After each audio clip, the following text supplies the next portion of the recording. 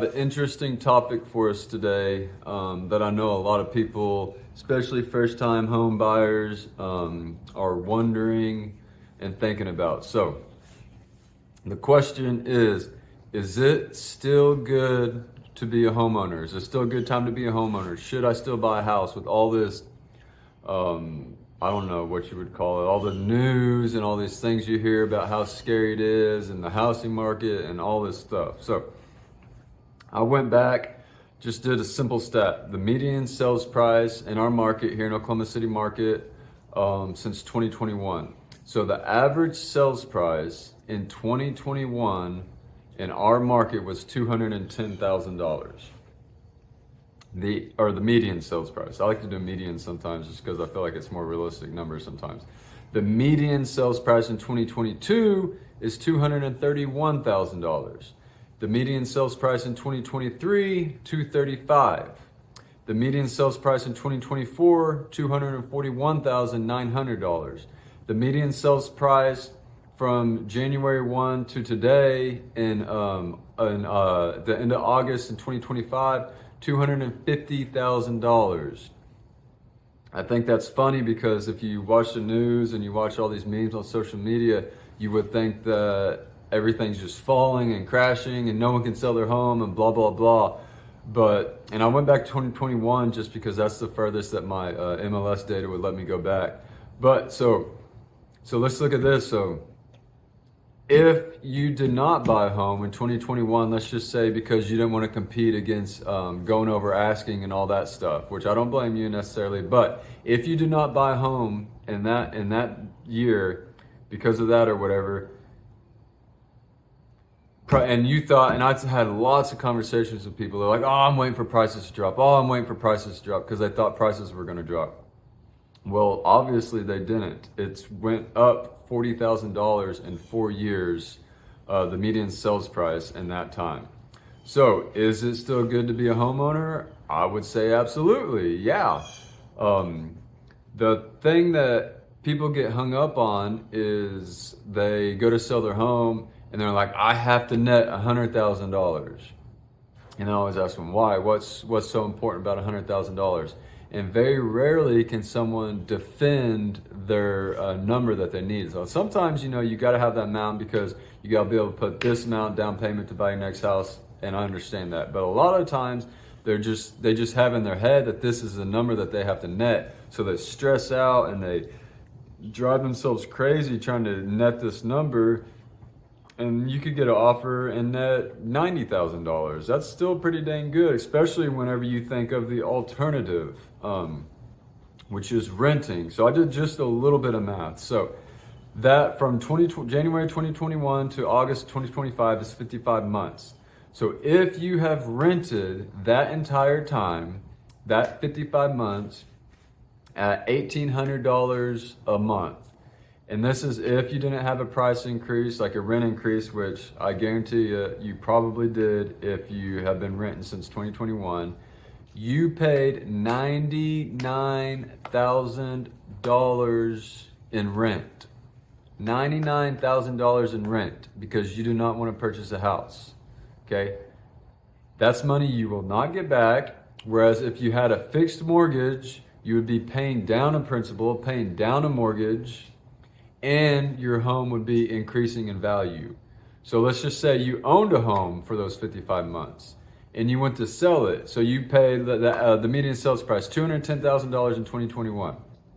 So according to this math, obviously it doesn't work exactly like this, but let's just say your house is worth $250,000 now. So you not only would you be getting that $40,000 in equity, but you had been paying down your mortgage, so it'd be a little bit more than that. I mean, that's $40,000 plus however much you pay down. You'd be probably making close to $99,000. And a lot of people get hung up like, I can't afford what I want. I can't afford what I want. Buy what you can afford, a good house at good value, live in it, sell it, and that's how people get those houses they want, because they buy a house, they get equity, they sell it, and now they have $99,000 to put down to buy the house that they want. That's how it works. People don't buy $600,000 houses, the house that they love, their dream home, their first house. That's not how it works.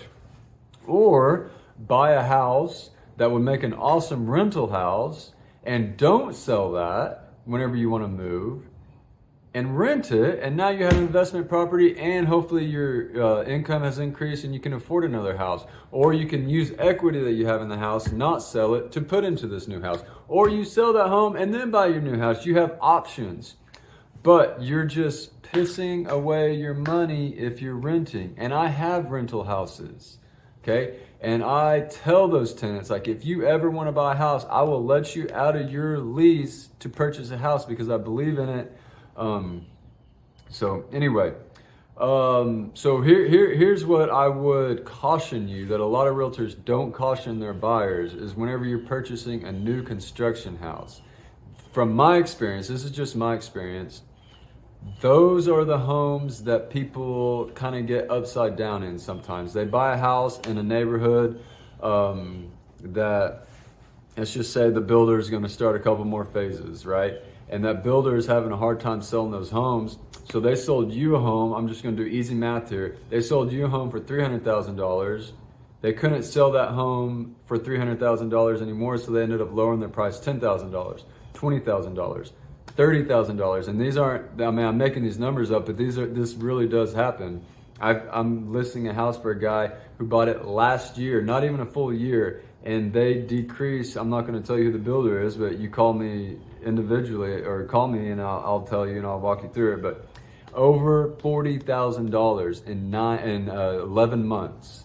Okay, he bought it for $347,000. That same house now in his neighborhood, this builder is selling for under $300,000.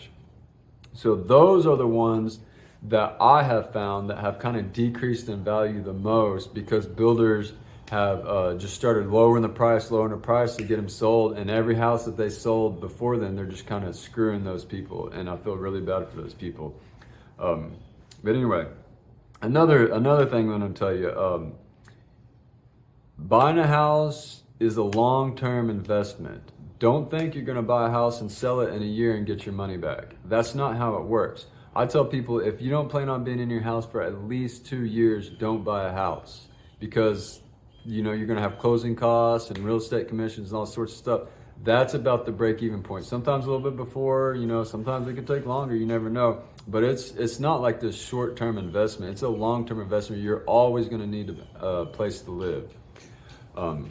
So anyway, I would say, yes, it's still a good time to be a homeowner. No matter all these crazy things that you hear from the news about the market, blah, blah, blah. I mean, I just told you right here, 2021, $210,000 to today, $250,000. It's still going up. It's especially where we live here in Oklahoma City, where we're not affected like greatly by like recessions. And you know, we did sell homes over asking, but they weren't like $60,000 like you hear in other parts of the country. So we're just a little more steady than most places.